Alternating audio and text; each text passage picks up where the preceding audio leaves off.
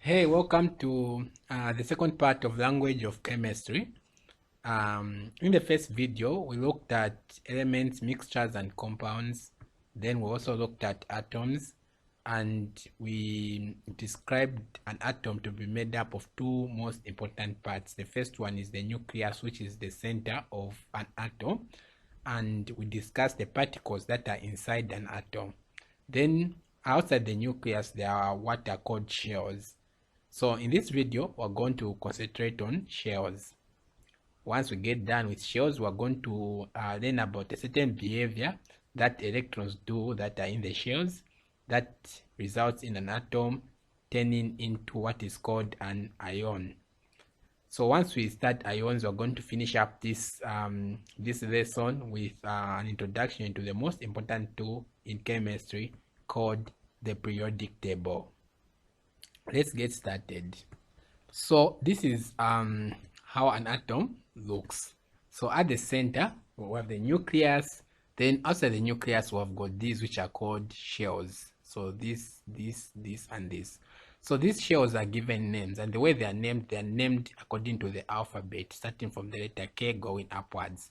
So the first shell is called the K shell, the second L shell, the third M shell, the fourth N shell. Yeah, so the fourth shell is the N shell. So this is how shells are. Next, we're going to take a look at what is called electronic configuration. Supposed to be electronic configuration. Your teacher is very lazy today.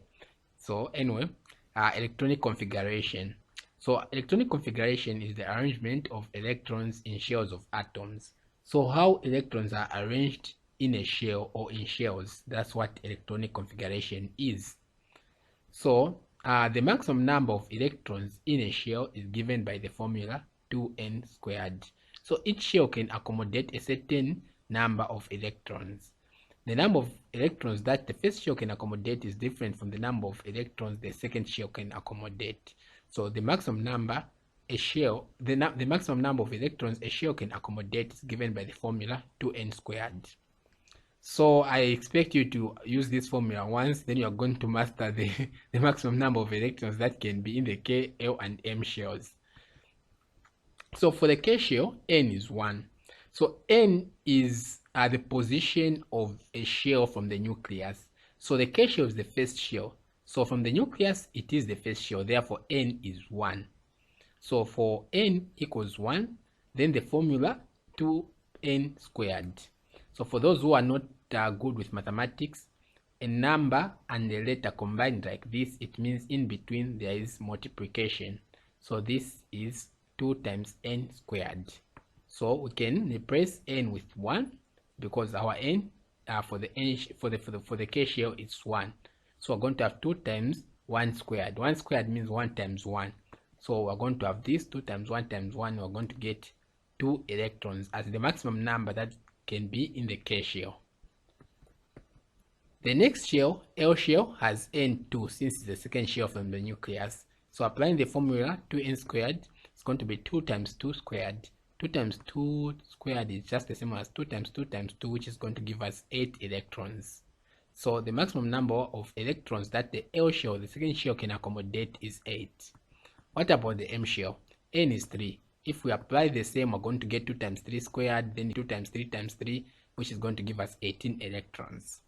So this is how to get the maximum number of electrons that a given shell can accommodate. So we're going to take a look at how to show electronic configuration. So how do we show electronic configuration? So there are two ways. The first is by drawing. So by drawing, it would require you to draw a nucleus and the shells of a given atom. Then you show how electrons are arranged. So here is what to follow the rule. Draw the shells in form of rings or circles and indicate the number of electrons in each shell as crosses or dots. So you have to when you draw the nucleus, you have to draw the shells as rings or circles.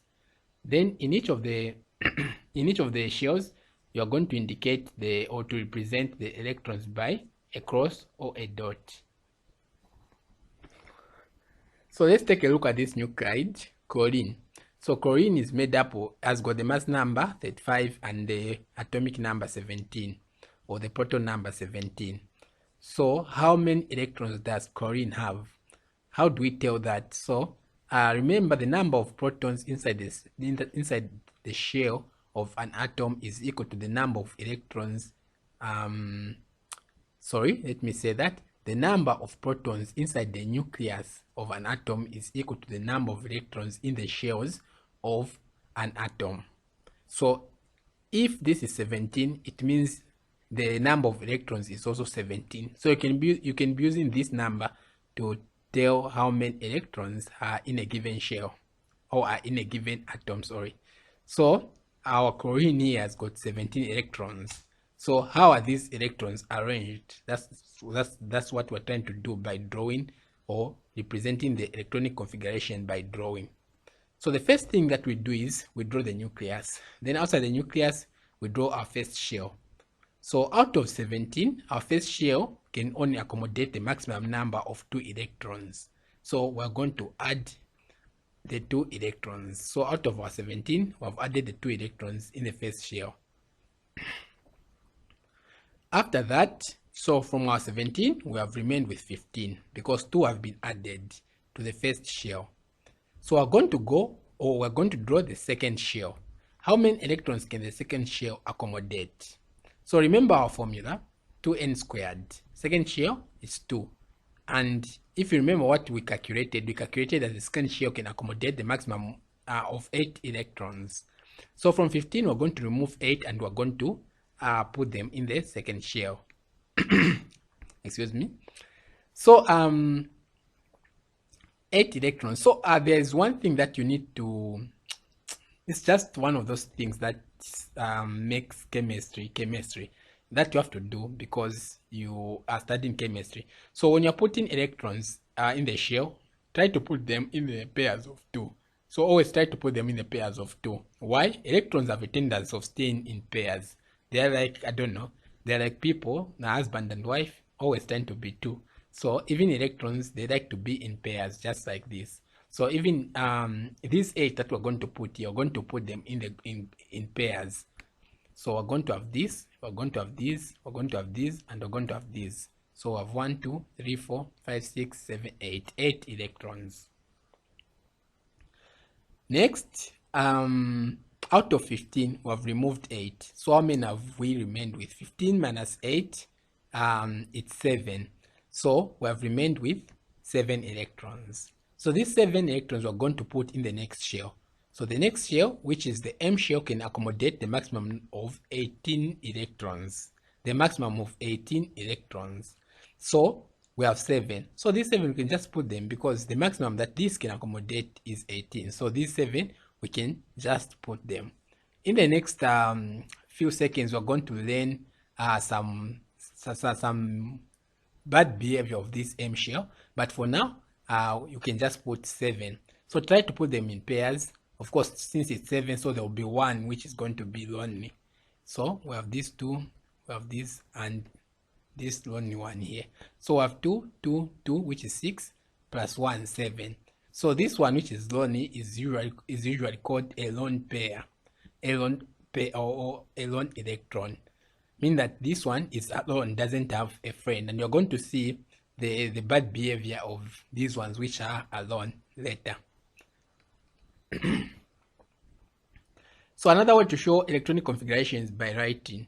So by writing, you should be able to imagine this in your head, then you just have to write. So the way we represent by writing is we just write the total number of electrons in each of the shells. Then the numbers of electrons in each of the shells are separated by dots. So the numbers in here, we're going to write 2. Then to represent the numbers in here, we're going to write dot. Then we write the numbers in here like so. So first shell 2 dot, second shell 8 dot, third shell 7, 2, 8, 7. So exception to the rules. So the M shell has a strange behavior. So for a shell after the second shell, so of course I'm accusing the M shell, but it's not just M shell, but it's all the shells after the M shell. So for a shell after the second shell, which is the L shell. So we're talking about shell 3 and above, or M shell and above. If the number of remaining electrons to be filled is more than 8 but less than the maximum number, fill the shell with 8 electrons and the remaining take them to the next shell. So let me try to break this down a bit. Sorry. So for M shell, we know the maximum is 18 and M shell is the third shell. So if you have 10 electrons, the maximum is 18, but if you have 10 electrons that you need to put in the M shell, better you fill it with 8 electrons, and the remaining 2, you take them to the next shell, which is the N shell. Don't put the 10, even though M shell can accommodate up to 18. Why? That's just the behavior, the behavior of nature, so to put it. So in short, if you are in the M shell and you have electrons less than 8, you can put them in the M shell. Like in the example for chlorine, we had 7, so we put them in the M shell. The second scenario is if you have the number of electrons are greater than 8 but less than 18, greater or equal to 8 but less than 18. So in this case, you don't have to put them. If they are less than 18 but greater than 8, you don't have to put all of them in the M shell, even though it can accommodate up to 18 electrons. So what you do is you just put 8. When you put 8, the remaining ones, you take them to the next shell. Okay, so say you have 10 electrons, 8 you're going to put them in the M shell, 2 you're going to take them to the next shell, the N shell. And finally, if the number of electrons are 18 or greater than 18, you can put the 18 in the M shell, since it can accommodate the maximum number of 18 electrons. So if you have got 18 electrons, you can just put them in the M shell. But if you have more than 18, you can put 18 in the M shell. The remaining ones, you're going to take them to the N shell. So these are the exceptions to the rules. So here's an example which demonstrates the exceptions to the rules. So the first one is we're trying to write the electronic configuration of K actually of this nuclide. This nuclide as K represents something called potassium. Then this one represents germanium. So how many electrons does potassium has? So from the proton number, it's 19. This is the number of protons, which is equal to the number of electrons. So it has 19 electrons. So let's see how we can distribute the electrons in the shells. So it has 19 electrons, meaning that in the first shell, we're going to put 2 electrons. In the second shell, we're going to put 8 electrons. By the way, the K is the symbol for the atom or the element here. So K, then we start putting in the electrons. That's how to write electronic configuration.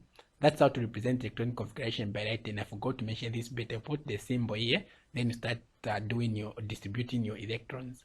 So we put 2, so out of 19, if we put 2 out of 19, we remain with 17.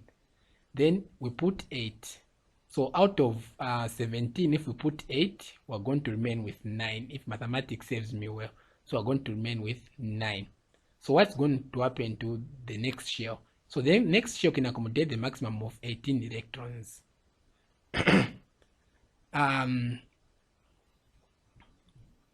So the next shell can accommodate the maximum of 18 electrons, but we only have 9. And 9 is greater than 8, but less than 18. So we're going just to get 8 from 9, we're going to put them here. Then the remaining one, we're going to put in the next shell. So we're going to have these 2 8. Then out of 9, 8 we have put in this. Then 1 we have put in the next shell, the exception. What about sorry, excuse me. Germanium has 32 electrons. So we'll start with 2 to 8. This is bad. Forgive me, I haven't been feeling well as of late when I'm recording this video. I hope you bear with me on this one. So germanium has got 32 electrons. So 32, the first shell of course is 2, the next shell it's 8. So I've used 10 electrons out of 32, which means I've remained with 22. The next shell can accommodate the maximum of 18 electrons, but out of 22, we can distribute 18 here. We can have the maximum number in the third shell. So we're going to put 18 here. meaning that out of 22, if we remove 18, we're going to remain with 4 electrons, which we're going to take in the next shell. So we're going to have this 2, 8, 18, 4. So this is the electronic configuration for germanium. Next, we're going to take a look at ions. So this is where atoms start misbehaving. A normal atom should look like this. Of course, inside the nucleus, we are supposed to have neutrons, but I haven't included them because they are not part. They won't do anything in the discussion. So I want to concentrate on the protons and the electrons. So I've talked about the proton number being equal, representing the number of protons, and I also emphasize I emphasize that the number of protons is just the same as the number of electrons in the outermost shell. We have 3 protons here, so we have 3 electrons here. So protons are always positive, electrons are negative. The overall charge of this atom is 0. Why? Because positive 3 plus negative 3, it's 0. So the charges cancel. This will cancel this, this will cancel this, this will cancel this. But these things can misbehave. So there is a concept which we call stability. So an atom always tries to be stable. What does it mean to be stable? Remember this lone pair here. So this one can be lost in an effort to look for a partner, or another electron can come in here so that it finds this as a partner. When that happens, it means an electron is stable. So this is just a funny way to look at it, but that's what happens. And in terms of chemistry, atoms try to have the maximum number of electrons in the outermost shell. The electrons in the outermost shell are called valence electrons, as I'm going to demonstrate. So an atom always tries to have the maximum number of electrons in the valence shells. So if this is the first shell, then it would want to have 2 electrons. If this is the second shell, then it would want to have 8. If this is the third, then it would want to have 18. So it will always strive to have these numbers 2, 8, 18, just like that. So in the first shell, 2, second shell, 8, third shell, 8 or 18, just like that. So it has this number of electrons in the outermost shell. Even if naturally it's not like that, the atom is said to have gained stability. So at the end of the day, this stability can be gained by gaining or losing valence electrons. So let's see what happens when an electron is lost. So let's say this electron is lost. It has gone to look for a partner or whatever, but it is lost. This atom no longer has this electron. So what happens to the state of the atom? So if an electron is lost, it means there will be 2. In this case, there will be 2 electrons here and there will be 3 protons here. So this positive will be balancing with this negative, this positive will be balancing with this negative, but this positive will have no electron to balance with. Therefore, the overall charge of this atom will be this, because it has no negative charge to balance it, and this will have a positive charge. An atom will become charged. A charged atom is called an ion, which is the title. A charged atom is called an ion. So in this case, an atom has gained a charge of +1, and a positively charged atom is called a cation.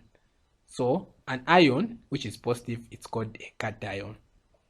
Or in short, an atom that is positively charged is called a cation.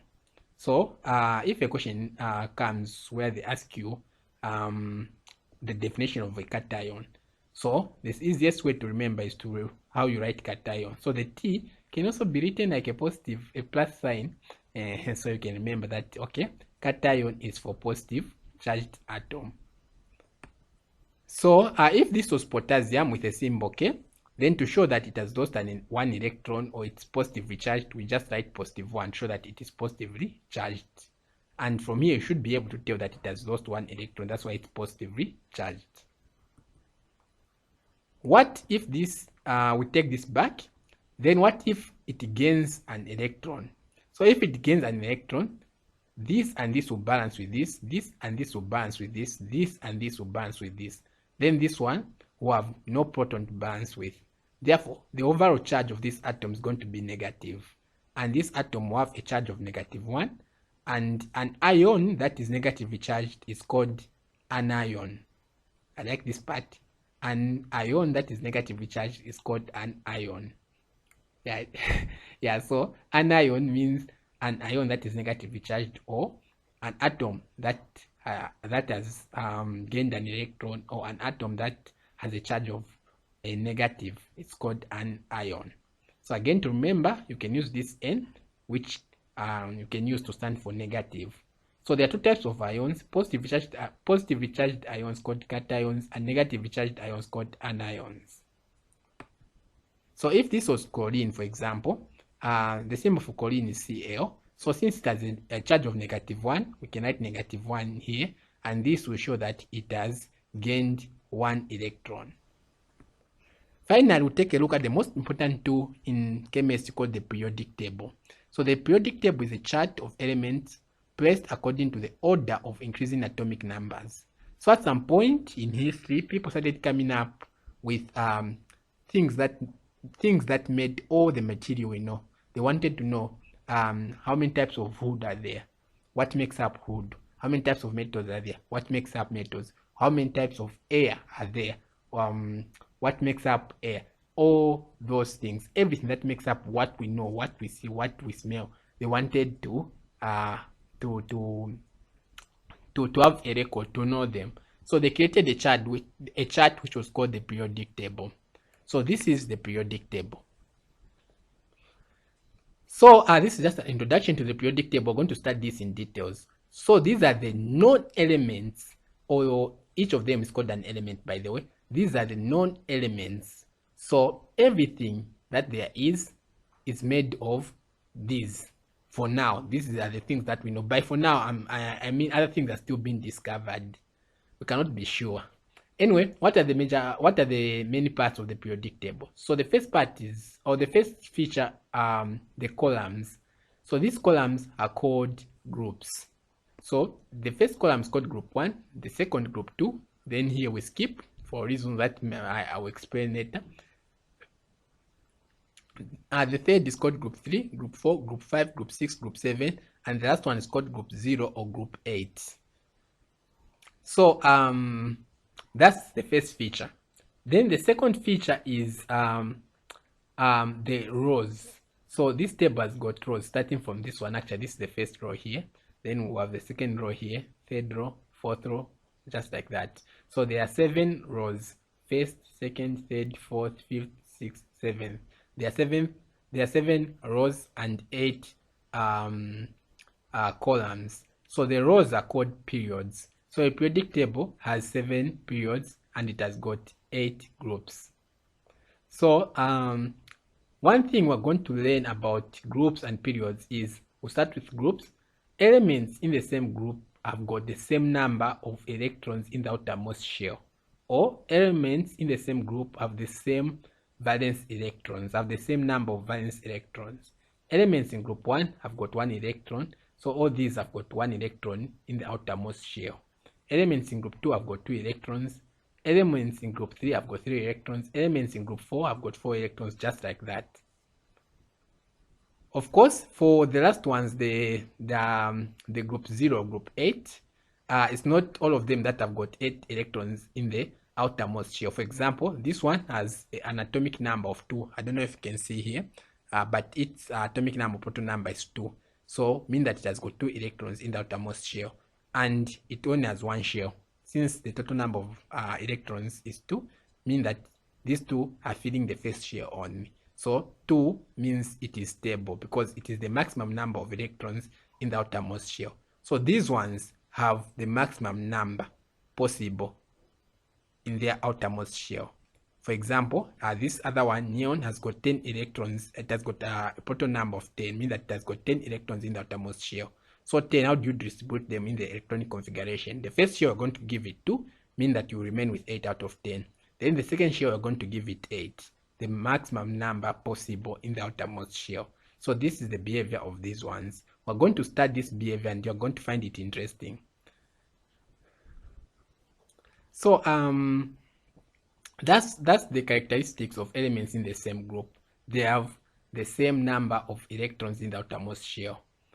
Then there are some groups with special names. Group 1 are called earth metals. Group 2 are called alkali earth metals. Sorry, let me start again. Group 1 are called alkali metals. Group 2 are called alkali earth metals. Group 7 are called halogens. Group 8 are called noble gases or rare gases. So these are just some groups with special names, and we're going to study these in details. Then when it comes to the periods, elements in the same period have the same number of shells. So elements in period 1 have got only one shell. Elements in period 2 have got 2 shells. Elements in period 3 have got 3 shells. Elements in period 4 have got 4 shells, just like that. So there is this block here. If you look at the atomic number of this element here, it's 58. So if you look here, there's 55, 56, 57. By the way, initially I said elements are arranged in order of atomic numbers. What I meant is the first element is 1, the second element is 2, 3, 4, 5, 6. So as you go row by row, you'll be counting 19, 20, 21, 22, 36, 37, 38, and then just like that. That's what I meant. So now if you continue with that, here it's 55, 56, 57, but there's 72. This part here is supposed to continue here, 58, 59, just like that. But if this was here, this table couldn't look pretty. So for the sake of looking pretty, this part has been removed, and we have a separate table here. So don't worry about this. For now, that's what you should take. Yeah, but we're going to look at everything in details. So even this part, I'll explain later when we'll be studying periodic table in details.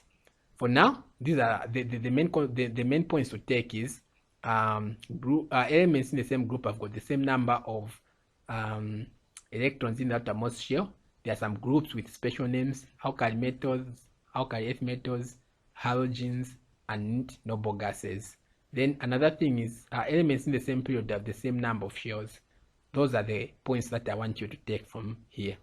Lastly, elements in all the elements in the periodic table are classified as metals and non-metals.